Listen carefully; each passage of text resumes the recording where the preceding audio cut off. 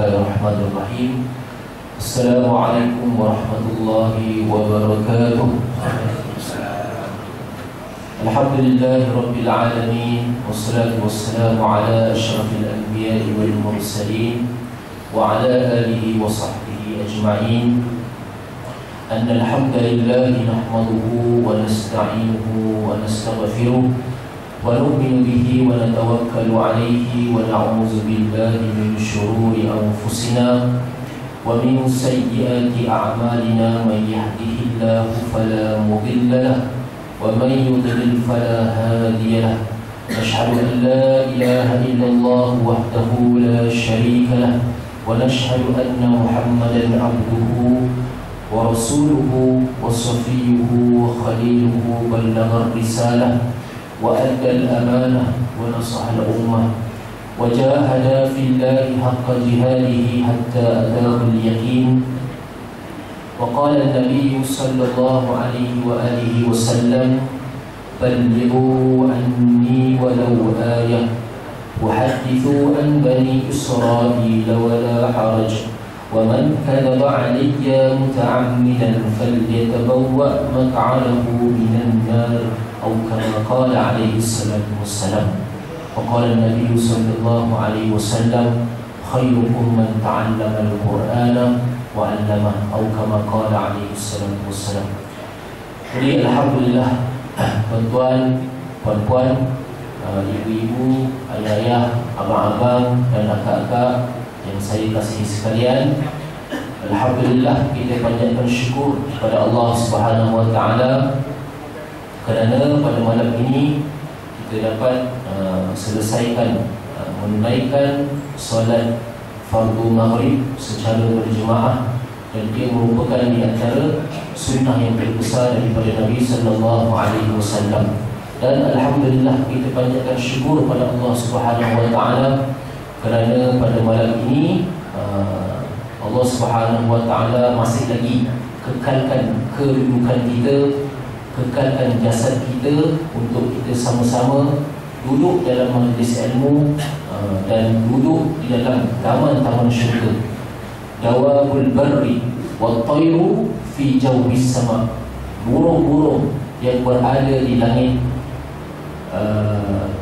binatang-binatang melata yang berada di darat, hatta hidalu fil ma, sehingga ikan-ikan yang berada di laut, mereka memohon kepada Allah Subhanahu wa taala untuk ampunkan dosa-dosa orang yang duduk dalam majlis ilmu. Ini kelebihan untuk orang yang duduk dalam majlis ilmu. Nampak macam biasa je, tetapi sebenarnya fadilat dan kelebihan dia di sisi Allah Subhanahu wa taala sangat baik. Tuan-tuan, puan-puan, ibu-ibu, ayah yang saya kasihi sekalian, insya-Allah hari ini saya akan berikanlah sedikit perkongsian berkenaan dengan peristiwa-peristiwa ma'al hijrah yang berlaku ke atas baginda sallallahu alaihi wasallam, bahkan bukan kepada baginda sahaja, akan tetapi berlaku kepada para sahabat Nabi sallallahu alaihi wasallam. Jadi tuan-tuan, puan-puan yang saya kasihi sekalian, dia kalau nak cerita ma'al hijrah ini, kisah berkenaan dengan Nabi ini sangat panjang. Boleh ambil masa 2-3 malam, tapi tak adalah saya nak cerita sangat-sangat panjang kan. Kita kalau boleh ringkas, insya-Allah kita cuba ringkaskan, tak ada panjang sangat. Baik. Baik, pada permulaan Islam, Nabi SAW dan para sahabat telah menerima berbagai siksaan, cemoohan daripada orang-orang Quraisy. Di antara sahabat-sahabat Nabi SAW yang sangat popular dan masyhur, yang mungkin di antara kalian dan saya sekali dah tahu daripada kecil lagi, daripada sekolah rendah, daripada sekolah menengah sampailah sekarang ini, di antara manusia yang paling cekal lah, paling kuat diseksa oleh pihak musyrikin Mekah adalah Sayyidina Bilal bin Rabah. Ini manusia yang dikatakan dia punya seksaan yang paling dahsyat, tapi sebenarnya ada dahsyat lagi daripada dia. Tapi saya nak dahulukan cerita berkenaan dengan Bilal bin Rabah. Baik, Bilal ni tuan, Bilal ini merupakan hamba kepada seorang musyrikin Mekah yang bernama Umayyah bin Khalaf. Umayyah bin Khalaf. Dia ini hamba kepada Umayyah bin Khalaf. Bilal ini dia diseksa, badannya dibaringkan di atas padang pasir yang sangat panas, dan pada ketika itu batu yang sangat besar dihempapkan di atas dada beliau. Dan perkataan beliau yang keluar daripada mulutnya adalah ahadun ahad. Ini kalimah yang disebutkan oleh Bilal bin Rabah radhiyallahu taala anhu. Bukan itu sahaja, ada seorang sahabat Nabi sallallahu alaihi wasallam yang bernama Khabbab bin Al-Arat. Khabbab bin Al-Arat ini tuan-tuan, dia dipakaikan baju besi yang sangat panas. Baju besi tersebut dipaksa dipakai oleh Khabbab dan diletakkan di tengah-tengah padang pasir, dan selepas itu besi tersebut dipaksa buka balik. Dan waktu itu dikatakan, ada satu riwayat mengatakan kulit Khabbab bin Al-Arat terlekat kepada baju besi tersebut. Ini siksaan yang dialami oleh sahabat, iaitu Sayyidina Khabbab bin Al-Arat radhiyallahu ta'ala anhu. Bukan lelaki sahaja, di kalangan sahabat wanita pun ada di antara mereka mendapat siksaan yang sama. Contohnya Sayyidatina Zinnirah Ar-Rumiyah, seorang wanita yang berasal daripada Rom, yang mana beliau telah berhijrah ke Mekah, dan mereka merupakan di antara as-sabiqun al-awwalun, iaitu orang Islam yang terawal sekali masuk Islam. Zinnirah ini tuan-tuan, dia bentuk siksaan dia boleh kata lagi dahsyat daripada Bilal. Dia dicucuk matanya dengan besi yang tajam oleh tuan majikan dia sampai buta. Ini Zinnirah Ar-Rumiyah. Tapi dengan kuasa Allah Subhanahu wa taala, Allah Subhanahu wa taala telah memberikan mukjizat kepada Nabi sallallahu alaihi wasallam untuk sembuhkan mata tersebut, dan selepas itu beliau boleh melihat seperti sedia kala. Ini Zinnirah. Dan seterusnya, di antara keluarga yang terkenal, sampaikan nama keluarga ni dibuat apa? Lagu kan, nasyid. Iaitu keluarga siapa? Sumayyah. Sumayyah inilah wanita yang pertama sekali syahid di jalan Allah Subhanahu wa taala. Sumayyah, dia ditombak, disula daripada duburnya, sehingga kan hujung tombak tersebut keluar di hadapan badan dada beliau. Ini siksaan yang diterima oleh Sumayyah radhiyallahu taala anha. Tapi ahli keluarga dia semua selamat. Di antaranya anak beliau yang sangat-sangat masyhur, iaitu Ammar bin Yasir. Ini anak beliau. Dan siapa lagi tuan-tuan? Seorang sahabat Nabi yang bernama Sayyidina Suhaib Ar-Rumi. Beliau juga orang daripada Rom yang hijrah ke Mekah. Suhaib Ar-Rumi ini macam mana tuan-tuan siksaan beliau? Beliau diseksa sehingga kesan daripada siksaan tersebut beliau hilang ingatan sementara. Bahkan bukan itu sahaja, beliau susah dan sukar untuk berkata-kata sementara pada waktu itu. Ini dahsyatnya siksaan yang dilakukan oleh orang-orang musyrik Mekah pada ketika itu.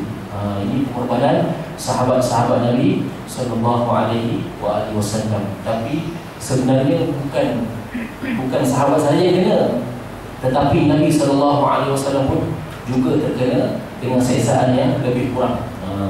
Nabi lagi lah dia punya siksaan dengan pelbagai bentuk. Antaranya apa tuan-tuan? Satu ketika Nabi sallallahu alaihi wasallam sedang berdakwah, ajak manusia masuk Islam.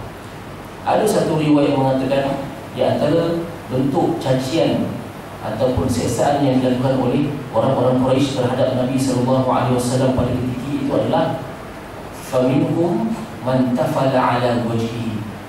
Ada di antara mereka orang musyrik Mekah, mereka meludah ke atas wajah baginda sallallahu alaihi wasallam. Wa minhum man hatha alaihi turab. Ada sebahagian daripada mereka dah ludah, lepas ludah dia baling pula apa? Turab, pasir ataupun tanah ke wajah baginda sallallahu alaihi wasallam. Pada waktu itu ada seorang wanita remaja datang kepada Nabi sallallahu alaihi wasallam. Dia datang kepada Nabi Dia bawa air, satu air, dia lap muka Nabi SAW, lap badan Nabi SAW. Agak-agak orang itu, individu tersebut siapa tuan-tuan? Anak beliau, anak Nabi SAW yang bernama Zainab binti Muhammad sallallahu alaihi wasallam. Bukan Fatimah Fatimah ketika itu kecil lagi. Ini Zainab dah remaja. Zainab merupakan di antara anak Nabi sallallahu alaihi wasallam yang paling tua. Dikatakan ada satu riwayat mengatakan dia anak nombor 2. Yang pertama Qasim. Qasim ini meninggal ketika baby, ketika bayi lagi. Jadi Zainab ini pada waktu itu melihat keadaan ayah dia, beliau menangis tak berhenti-henti tuan-tuan. Menangis. Dia tak muka ayah dia. Tapi apa kata Nabi SAW? Ay bunayya la tabki, inna Allaha mani'un abaka. Wahai anakku, kamu janganlah menangis. Jangan menangis. Sesungguhnya Allah Subhanahu Wa Taala akan melindungi ayah kamu. Ini ayah dia nak pujukan ayah kepada seorang anak. Ada seorang sahabat tu daripada jauh dia tengok, Masya Allah, hiya jari'atun wadi'atun. Itu merupakan wanita yang sangat cantik, yang sangat menawan. Lepas tu sahabat yang sebelah dia kata, siapa tu? Itulah anak Nabi yang bernama Zainab binti Muhammad SAW. Itu di antaranya cemuhan yang dilakukan oleh orang-orang musyrik Mekah pada ketika itu. Dan tuan-tuan, perempuan yang saya kasihkan sekalian, dan peristiwa yang lain, pernah Nabi SAW sedang solat di Hijr Ismail pada ketika itu. Waktu itu ada seorang lelaki musyrikin Mekah, sahabat kepada Abu Jahal, iaitu nama beliau Uqbah bin Ali Mu'aid. Ini merupakan di antara puak-puak kepala musyrikin Mekah pada ketika itu. Nabi tengah solat, dia daripada belakang dibaling kain, sampaikan kain tersebut ala unuqihi, dekat Nabi punya leher. Lepas tu dia pintal kain tersebut, dia cekik Nabi SAW. Fakhanaqahu khantan syadidan. Dia cekik, dia tarik kain itu dengan tarikan yang sangat kuat. Sampai kenapa? Hatta wajaba dirubbatai saqitan, sehingga Nabi SAW jatuh melutut di bumi. Tapi pada ketika itu tuan-tuan, Abu Bakar radhiyallahu ta'ala daripada jauh nampak, dia lari, dia pergi ke kerajaan Uqbah bin Abi Mu'ad. Dia kata apa? Ataquluna rajulan ay yaqula rabbi Allah.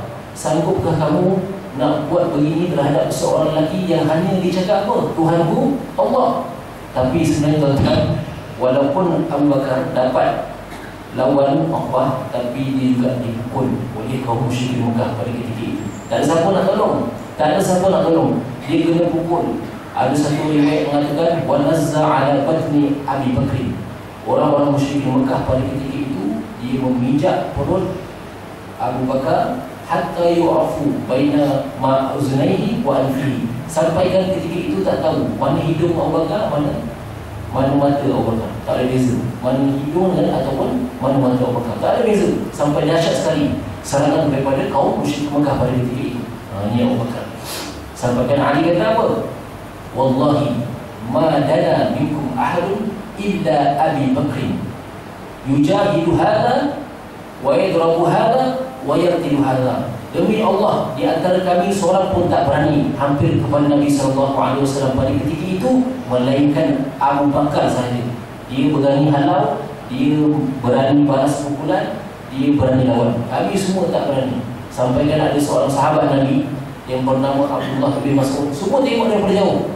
Masa ni tuan-tuan, jangan salah faham, masa ni manusia berada di Mekah ni, orang Islam sedikit sangat.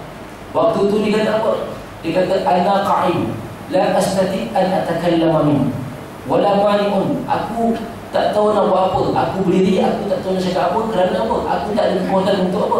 Untuk halang perbuatan tersebut. Hanya Abu Bakar sahaja yang berani menghalang perlakuan tersebut.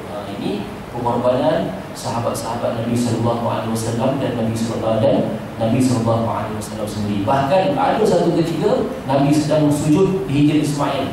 Uqbah ni dia buat apa? Dia baling kulit binatang, bangkai binatang. Nabi tengah sujud. Dikatakan bangkai unta. Dalam unta tu besar, lepas tu berat nak kan. Dia baling, lepas tu Fatimah daripada jauh kecil masa tu. Dia pergi dekat ayah dia, dia tarik bangkai tersebut. Lepas tu Nabi bangun dalam keadaan merajuk, sedih. Datang seorang lelaki yang bernama Abu Bakhtari. Dia datang kepada Nabi, dia tanya, "Malaka ya Rasulullah? Apa kena dengan kamu wahai Rasulullah? Apa kena kamu dengan Muhammad? Apa yang diterima oleh kamu wahai Muhammad?" Nabi kata, "Tak apa, khali anni, biarkan aku tak nak cakap." Dia kata, dia paksa lagi, "Wahai Muhammad, bagi tahu kau kena apa tadi dengan puak-puak musyrikin." Dan jelas Nabi pun bagi tahu. Abu Bakhtari, dia dengar dia aduan daripada Nabi SAW itu. Lepas tu tuan-tuan, dia pergi ambil apa? Dikatakan tiang kemah. Dia pergi dekat Uqbah bin Abi Mu'aid. Dia pergi pukul Uqbah. Ini keberanian di antara sahabat-sahabat Nabi SAW. Dan tuan-tuan, perempuan yang saya hormati sekalian, okey, hijrah Nabi SAW yang pertama sekali bukan ke Madinah. Pertama sekali Nabi SAW telah menghantar beberapa sahabat berhijrah ke satu negeri ataupun satu tempat yang berada di benua Afrika pada ketika itu, iaitu satu tempat yang bernama Habsyah. Nabi SAW pernah beritahu kepada para sahabat, dia kata, "Wahai sahabatku, fa'in bi ardin al-Habasyah malikan la yuzlam ahadun indah fa'alhiku bibidarihi." Dia kata, "Wahai sahabatku, di satu tempat yang bernama Habsyah ada seorang lelaki ataupun raja, yang mana raja ini dia tidak pernah membuat zalim ataupun membuat susah payah terhadap rakyat-rakyatnya. Kamu pergilah ke sana, kamu pergi sana dan kamu akan perlindungan daripada beliau." Dan pada ketika itu, inilah hijrah yang pertama yang berlaku kepada umat Islam pada ketika itu, iaitu pada tahun, tak silap saya tahun ke-5 kenadian. Waktu itu Nabi SAW berumur lebih kurang 44 tahun. Dan kena ingat, yang ini bukan paksaan. Yang ini Nabi suruh berhijrah supaya mereka dapat elak daripada terkena siksaan. Dan rombongan ini seramai 15 orang, 11 orang lelaki dan 4 orang perempuan. Dan dalam rombongan tersebut ada satu-satunya pasangan, iaitu apa? Uthman dengan Ruqayyah. Ruqayyah ni anak Nabi SAW. Uthman ini hebatnya, dia dikenali dengan apa dia punya panggilan dia? Dzunurain, yang mempunyai dua cahaya, sebab dia pernah bernikah ataupun kahwin dengan dua anak Nabi SAW, Ruqayyah dengan Ummi Kalsum. Tapi sebelum Ruqayyah dengan Ummi Kalsum kahwin dengan Uthman, Ruqayyah dengan Ummi Kalsum kahwin dengan siapa? Dia kahwin dengan siapa? Mereka kahwin dengan sepupu mereka sendiri, iaitu Abu Lahab. Abu Lahab dia ada dua anak lelaki, Utbah dengan Utaibah. Dulu punya gembira kahwin dengan anak-anak Nabi SAW, dapat menantu Muhammad. Seronok sekali bila Muhammad SAW dapat Islam sahaja, dia paksa ceraikan anak-anak dia. Kau ceraikan, kau jangan kahwin lagi dengan Ruqayyah dengan Ummi Kalsum. Utbah kahwin dengan Ruqayyah, adik dia Utaibah kahwin dengan Ummi Kalsum. Ini ada satu kisah menarik berkenaan dengan Utaibah. Utaibah ini tuan-tuan, dia satu hari Utaibah ni dia satu hari dia pernah bercakap dengan Nabi SAW. Dia kata, "Kafartu bidini, aku telah kufur dengan agama kamu, aku benci agama kamu. Lepas tu, wa faraqtu ibnataka, sekarang ini aku telah ceraikan anak-anak kamu." Dan dia kata apa? "La ujibuna wa la ujibuk." Lepas ni kau jangan jumpa aku dan aku tak akan jumpa kau. Cakap macam tu dengan Nabi SAW. Tapi bukan itu saja. Dia pergi dekat Nabi, dia terekam Nabi SAW. Dia kata apa? Satu riwayat mengatakan, orang yang saksi melihat, "Thumma syattu alaihi Fashaqqa qamisahu. Dia datang kepada Nabi SAW, diterkam Nabi, dia pukul Nabi, lepas tu dia koyakkan baju Nabi SAW. Tapi mungkin Nabi ni tuan-tuan, dia marah sangat dia marah sangat dengan kelakuan yang dibuat oleh Utaibah itu, bekas menantu dia. Dia kata apa? Nabi pernah sebut kepada sahabat-sahabat, Nabi kata apa? Amma anni as'alullah ayyusallita alaika kalbah. Adapun aku pada ketika itu, aku memohon kepada Allah Subhanahu Wa Taala untuk hantarkan binatang-binatang buas ataupun anjing-anjing kepada beliau. Sebenarnya Utaibah tu tahu doa tu, tapi dia tak tahu lah doa tu dimakbulkan ataupun tidak. Satu hari tu Utaibah ini dia pergi ke Syam bersama dengan rakan-rakan dia berdagang di sana.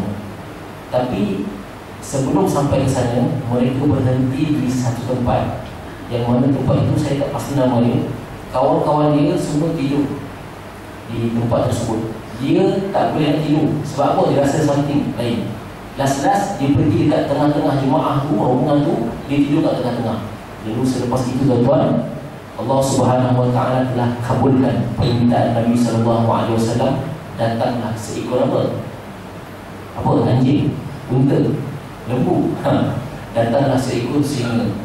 Datang, yang dalam riwayat mengatakan mula-mula singa tu dia keliling di tepi-tepi yang ujung tu. Last-last dia tak nak terkam yang di tepi-tepi tu, dia pergi terus ke tengah tempat Utaibah tidur. Sampaikan satu riwayat mengatakan hatta akhadha bi ra'sihi fa fadamahu. Dia pergi terkam kepada Utaibah dulu dan dia gigit imamah sampai Utaibah meninggal dunia. Ini jangan main dengan doa Nabi SAW, Nabi Utaibah. Jadi itu sedikit berkaitan dengan kisah Nabi SAW. Okey, baik.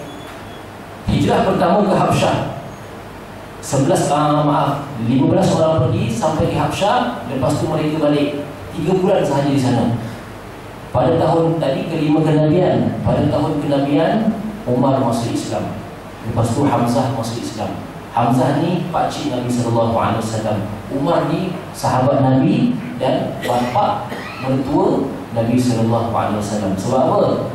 Nabi pernah berkahwin dengan anak Umar Al-Khattab yang bernama siapa?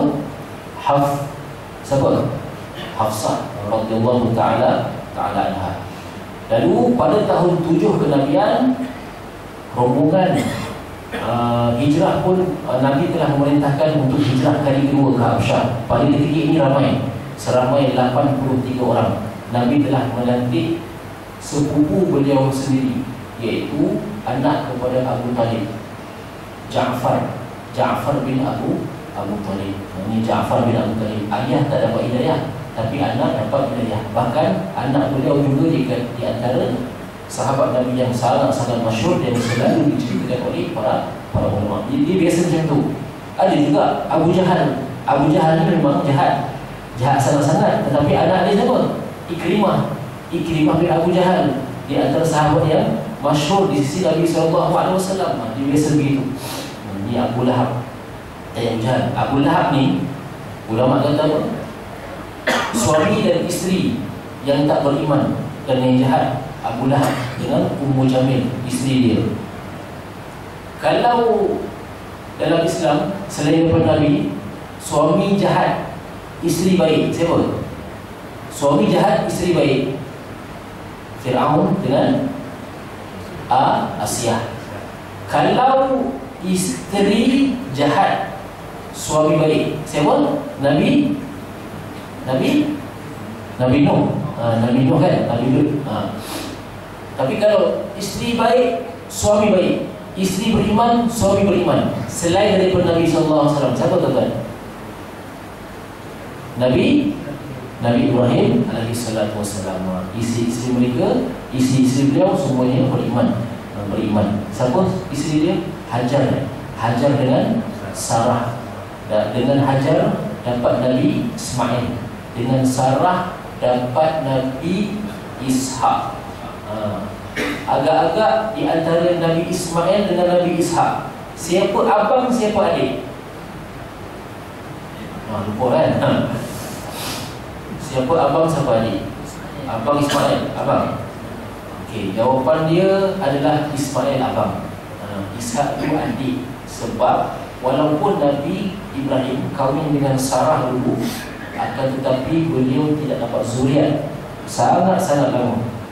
Lepas tu Hajar pula kahwin dengan beliau, terus dapat anak yang bernama Nabi Ismail. Umur 90 tahun Sarah baru dapat anak, iaitu Nabi Ishak alaihi salatu wassalam. Di semua punca bangsa ni dikatakan daripada Nabi Ibrahim alaihi salatu wassalam. Dengan Nabi Ismail lahirlah bangsa Arab. Dengan Nabi Ishak lahirlah bangsa Bani Israel. Dia bermula daripada Ishak, Yaqub, Israel daripada Nabi Yaqub, Bani Israel banyak. Nanti pun lupa lah cerita mana ni. Tahu kan? Okey, tadi sebut Utaibah. Tadi yang jahat tu kan. Utaibah ni seorang yang jahat lah, sepupu Nabi SAW yang dibunuh oleh singa. Okey, baik. Seterusnya sampai dekat Najasyi, Ja'far telah ada dialog di antara Ja'far dengan Raja Najasyi. Dan pada ketika itu musyrikin Mekah pun tak nak kalah, dihantar 2 orang supaya dengan bertujuan untuk bagi hadiah. Yang kedua, dia nak suruh Najasyi halau jemaah-jemaah Islam pada ketika itu supaya balik ke Mekah balik. Dia kata, wahai Najasyi, yang datang ni semuanya orang-orang daripada Mekah yang tak ada agama, dia orang tak ada pendirian, perlu halau mereka. Tapi baik dengan Najasyi, tuan-tuan, dia tak nak dengar daripada satu kumpulan sahaja, dia nak dengar kumpulan yang kedua. Masa tu Ja'far datang. Waktu tu Raja Najasyi dia tanya kepada Ja'far. Dia kata, wahai tuan, dia kata, a'antum Yahudi wa a'antum Nasrani, ma dinukum. Dia kata, adakah kamu ini semua orang-orang Yahudi ataupun Nasrani? Apa agama kamu? Dan selepas itu Ja'far kata lah, dia kata, kami Islam. Dia kata, ma Islam? Najasyi tanya, apa itu Islam? Dan selepas itu Ja'far kata, Islam adalah ya'budullah wa la yusyriku bihi syai'a, yang sembah kepada Allah dan tidak menyekutukannya dengan sesiapa pun. Lepas tu lama-lama dialog pun lama lah, cerita ni panjang tuan-tuan. Dan selepas itu Ja'far telah membacakan satu surah dalam Al-Quran, iaitu surah Maryam. Kaf ha ya ain sad dzikru rahmati rabbika 'abdahu Zakaria. Pada waktu itu tuan-tuan, Raja Najasyi dia kata apa? Inna hadza la minal mishkatil ladzi kharaja amru Musa. Ayat yang kamu bacakan tadi seolah-olah seperti sumber daripada agama Nabi Musa alaihissalam. Dan pada ketika itu sahabat-sahabat Nabi SAW menyaksikan wa yabkin Najasyi hatta ahtala lihyadihi. Pada ketika itu Najasyi menangis sampai kan janggut-janggut basah. Bahkan bukan itu sahaja tuan-tuan, pengawal Raja Najasyi pada ketika itu pun turut menangis sampai kitab-kitab mereka basah. Dan pada ketika itu Najasyi pun izinkan untuk teruskan, dia bagi izin jemaah-jemaah Islam untuk teruskan dulu sampailah dapat perintah untuk kembali ke Mekah pada ketika itu. Ini kehebatan Raja Najasyi. Hati ni baik. Agak-agak Raja Najasyi ni masuk Islam ke tak? Last Raja Najasyi ni masuk Islam. Tapi yang sedihnya tuan-tuan, Raja Najasyi ni dia tak tergolong daripada kalangan sahabat. Kenapa? Ulama letakkan beliau dalam golongan para tabi'in ataupun satu gelaran yang bernama Al-Mukhadramun. Di bawah sedikit daripada sahabat, atas sedikit daripada tabi'in. Sebab apa? Para ulama meletakkan beliau dalam golongan Mukhadramun. Sebab apa? Sebab beliau beriman tetapi beliau tidak sempat bertemu dengan Nabi SAW. Syarat untuk menjadi sahabat, yang pertama mesti man laqiyan Nabi SAW, mesti dia bersuhbah, bertemu, berdamping dengan Nabi SAW. Yang kedua, dia mesti beriman. Dan yang ketiga, dia mesti mati dalam Islam. Tapi Raja Najasyi tak cukup satu, dia hanya 2 sahaja. Sebab itu dia tergolong dalam kalangan tabi'in. Contohnya siapa lagi yang terkenal, orang yang hidup zaman Nabi tapi tak sempat jumpa dengan Nabi. Siapa? Yang paling masyhur, yang selalu diceritakan oleh para asatizah. Siapa tu? Penduduk di langit, dikenali oleh penduduk di langit, tetapi beliau tidak dikenali oleh penduduk di bumi. Siapa? Uwais Al-Qarni rahimahullah ta'ala. Bahkan Nabi juga perintahkan untuk Umar dapatkan doa daripada beliau. Ini Umar ni Asyarah mubasyirin fil jannah, 10 orang yang dah confirm masuk syurga. Tapi Nabi SAW pun arahkan beliau untuk apa? Untuk mohon, minta doa kepada Uwais, minta keampunan daripada Allah Subhanahu wa ta'ala. Itu sedikit berkaitan dengan ta'arif sahabat dan tabi'in. Okey, baik. Jadi suatu hari itu Nabi pun dapat tahu Najasyi meninggal dan Nabi SAW telah melaksanakan salat ghaib, dan itu merupakan perintah ataupun amalan salat ghaib yang pertama sekali dalam Islam. Okey, baik. Masa tu umur 46, dan lepas tu Nabi SAW tahun ke-8, ke-9, ke-10 Nabi telah kehilangan orang yang beliau sangat sayang, iaitu Sayyidatina Khadijah radhiyallahu ta'ala anha, dan pakcik beliau yang sangat sayang tapi tak dapat hidayah, iaitu Abu Talib. Ini pakcik yang sangat-sangat sayang. Abu Talib ni bagus, walaupun dia bagus dia sebab dia sayang anakku hari ni, dia selalu halang daripada Abu Jahal, Abu Lahab punya psycho, tapi sedihnya tak dapat hidayah. Jadi itu semua betul daripada Allah Subhanahu wa ta'ala. Baik, Khadijah pun meninggal. Khadijah radhiyallahu ta'ala anha. Ini seorang wanita yang makamnya sangat tinggi di sisi Allah Subhanahu wa ta'ala. Bahkan Nabi SAW pun pernah sebut Sayyidatun Nisa di Ahli Jannah Khadijah, ketua pemimpin kepada wanita-wanita di syurga adalah Sayyidatina Khadijah. Bahkan dalam hadis yang lain Nabi pernah sebut afdalun nisa di Ahli Jannati arba'ah, semulia-mulia, sebaik-baik wanita yang berada dalam syurga itu ada 4 orang. Yang pertama siapa? Khadijah binti Khuwailid. Yang kedua Fatimah radhiyallahu ta'ala anha. Yang ketiga Asiyah binti Muzahim. Yang keempat ibu kepada Nabi Isa. Siapa? Maryam alaihissalatu wassalam. Ini 4 wanita yang dikatakan wanita yang terbaik dalam syurga. Ini Khadijah. Satu ketika tu Nabi SAW berada di rumah. Masa tu Khadijah setengah siapkan makanan dan minuman untuk suaminya.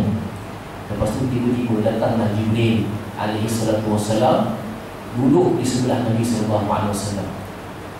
Jibril kata, "Ya Muhammad, Khadijah idza atatka faqra'ha alaihassalam min rabbiha wa minni." Wahai Muhammad, kejap lagi Khadijah akan datang bawa makanan dan minuman. Nanti kalau dia datang, tolong sampaikan salam aku dan Allah Subhanahu wa ta'ala kepada dia. Min rabbiha wa minni, daripada aku dan Allah Ta'ala. Lepas tu wa basyirha bi baitin fil jannah min qasabin wala sahaba fihi wala nasab, dan bagi tahu dia bahawasanya dia akan diberikan satu berita gembira daripada syurga, yang mana Allah Subhanahu wa ta'ala akan sediakan satu istana ataupun mahligai daripada syurga, yang mana mahligai tersebut tidak ada kesusahan, tidak ada kesukaran, dan tidak ada kekotoran padanya. Ini gembiranya Khadijah dekat dunia. Allah dan Jibril alaihissalam sampaikan salam kepada beliau. Sebab itu Aisyah dia sangat cemburu dengan Khadijah. Walaupun dikatakan ada satu riwayat mengatakan Aisyah dia tak pernah jumpa Sayyidatina Khadijah, tak pernah jumpa.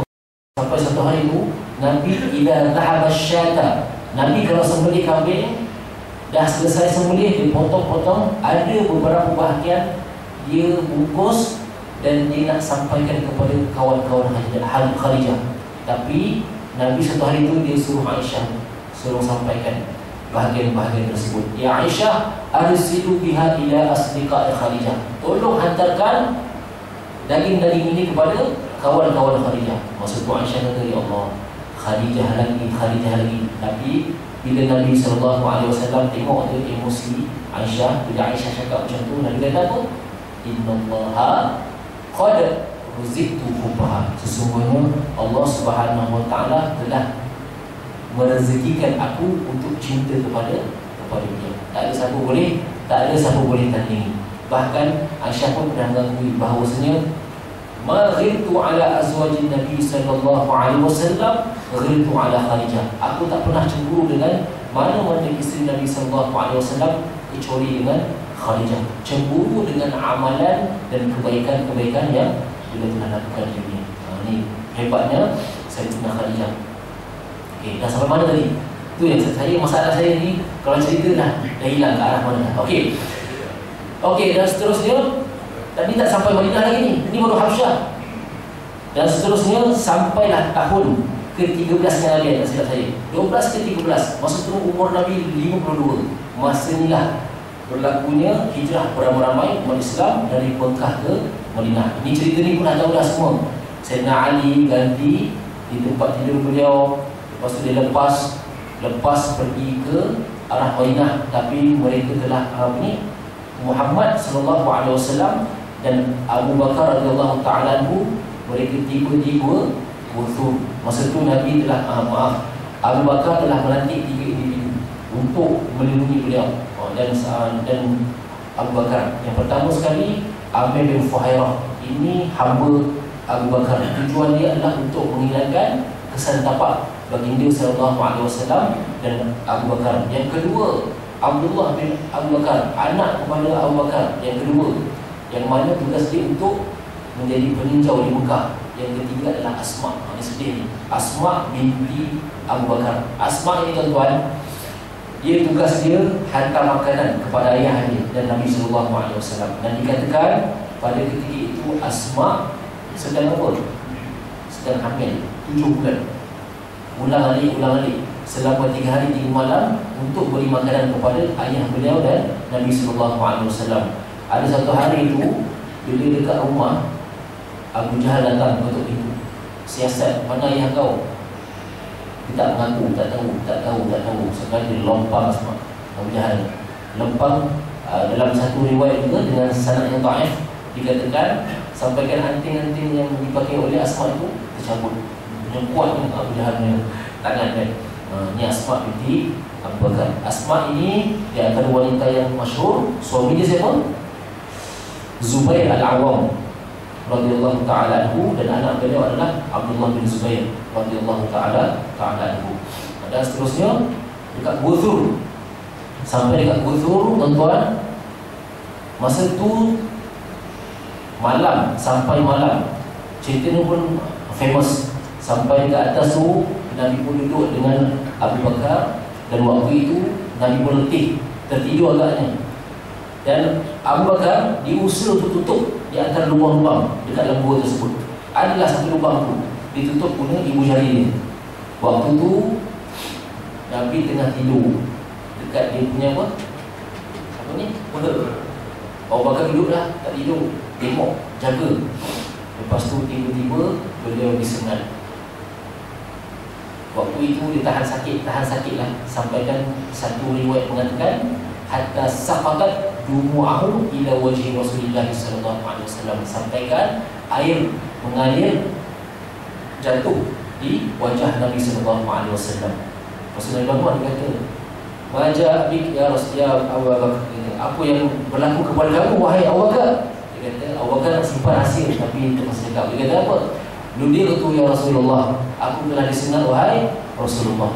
Menangis. Lepas tu tuan-tuan, Abu Bakar pun akad akhirnya Nabi ambil air dia dengan mukjizat yang Allah Ta'ala berikan. Lepas tu dia sembuh. Dia sapu dekat tempat dia sengat, lalu sembuh. Alhamdulillah.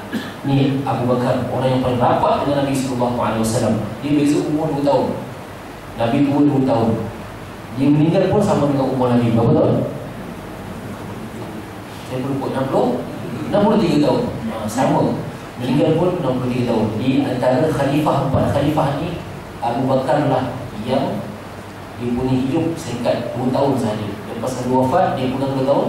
Lepas tu dia meninggal. Nabi kata apa? Hadani sayyida fuhuli ahli jannah minal mu'minin wal muslimin minal awwalin wal akhirin. Nabi kata Abu Bakar dan Umar merupakan penghulu kepada orang-orang dewasa di syurga nanti, daripada zaman Nabi Adam sampailah bayi yang terakhir yang hidup di muka bumi ini. Masa tu Nabi tengah cakap dengan apa? Ali. Nabi kata apa dekat Ali? Ya Ali, la tukhbirhuma. Wahai Ali, jangan cakap kepada kedua-duanya. Dan last rahsia tersebut sampai kepada kita semua. Nabi SAW. Jadi itu sedikitlah berkaitan dengan Sayyidina Abu Bakar. Abu Bakar ni gelarnya apa? As-Siddiq, iaitu membenarkan. Dia ada satu gelar lagi yang kita mungkin tak tahu ke tak, ibu-ibu dan ayah tahu ke tak. Ada satu gelaran yang mana Nabi SAW sendiri berikan kepada beliau. Suatu hari itu dekat rumah Nabi SAW ada beberapa sahabat, dan Nabi Abu Bakar duduk sebelah Nabi. Nabi kata apa? Man sarrahu an yanzura ila man anti minan nar falyanzur ila hada. Barang siapa yang nak tengok orang yang akan dibebaskan daripada api neraka, tengoklah orang ini. Beliau digelar Atik, Ain Tayaqah, Atik, pembebasan daripada api neraka. Sahabat-sahabat lain cemburulah dengan Abu Bakar radhiyallahu taala. Bahkan Abu Bakar merupakan orang yang termasuk dalam 10 orang yang wajib masuk syurga. Jadi masa semua Nabi dah berhijrah, sampailah tuan-tuan ada seorang lagi yang belum berhijrah daripada Mekah ke Madinah. Umat Islam masuk dah semua dah ke sana. Siapa tuan-tuan? Kata Sayyidina Ali. Bukan. Siapa? Abu Bakar bukan, Umar bukan. Orangnya adalah wanita yang bernama Zainab binti Muhammad sallallahu alaihi wasallam. Zainab bertinggal di Mekah. Sebab apa? Zainab ini dulu dikahwin dengan seorang lelaki yang bernama Abdul As Ar-Rabi'. Mereka ini saling mencintai di antara satu sama lain. Satu hari itu Zainab bila dapat Islam, dia masuk Islam, tapi lelaki dia tak nak masuk Islam. Masa tu tak ada ayat ataupun perintah untuk apa mereka bercerai, lain-lain agama. Masa tak ada hukum lagi.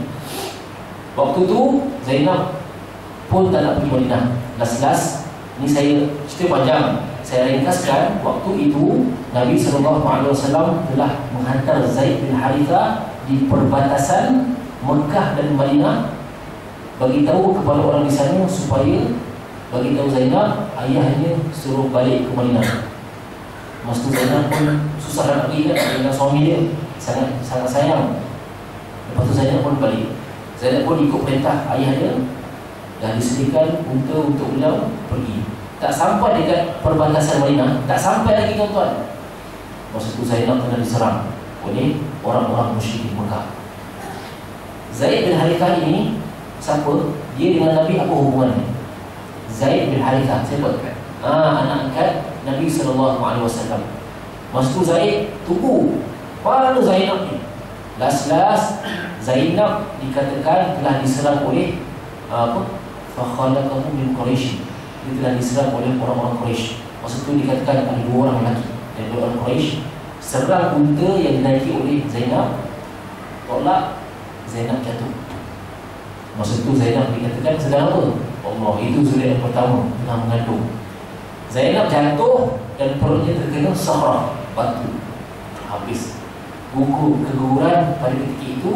Lepas tu naik atas unta balik terus sampai ke Madinah. Sampai ke Madinah, dia sempat duduk setahun di Madinah. Lepas tu Zainab meninggal dunia. Dikatakan asbab dia meninggal tu punca daripada keguguran beliau, penyakit asal. Bahkan Nabi SAW pernah sebut apa? Innama hiya khairun banati usibat fiha. Zainab merupakan anak aku yang paling terbaik.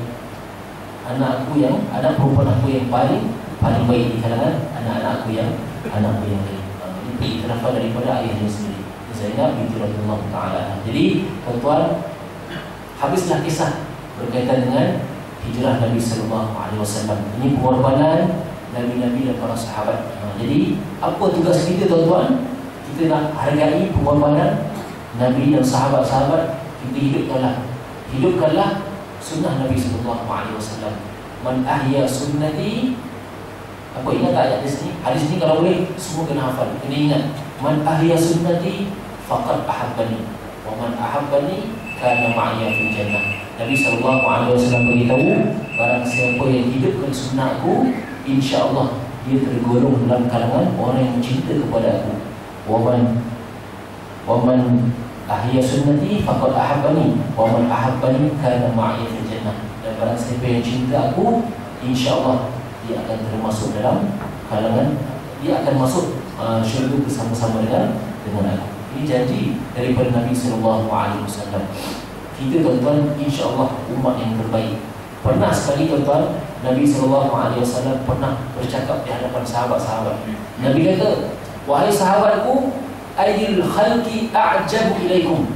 Wahai sahabat-sahabatku, makhluk mana iman dia paling ajaib?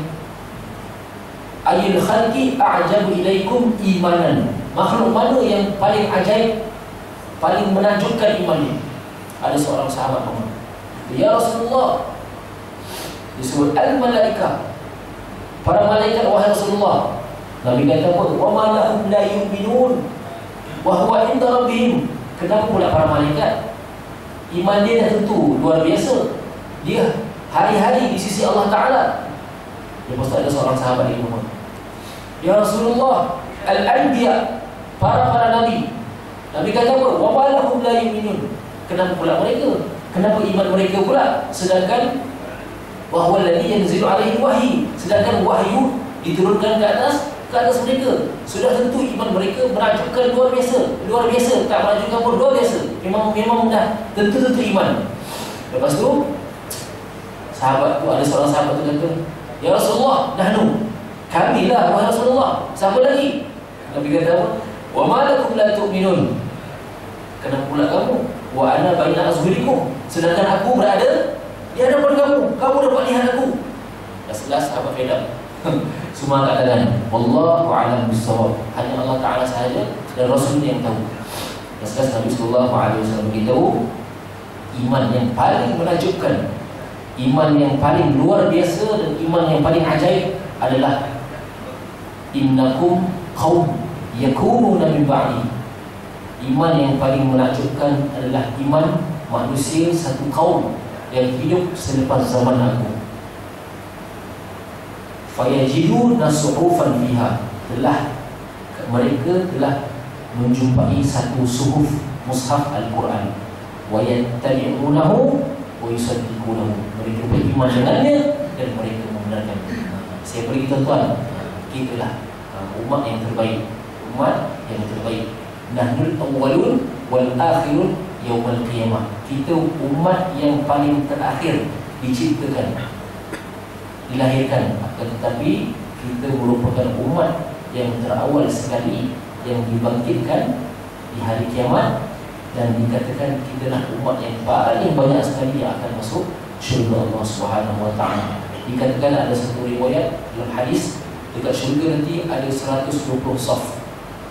80 daripada 120 itu dikatakan semuanya daripada umat Nabi sallallahu alaihi wasallam.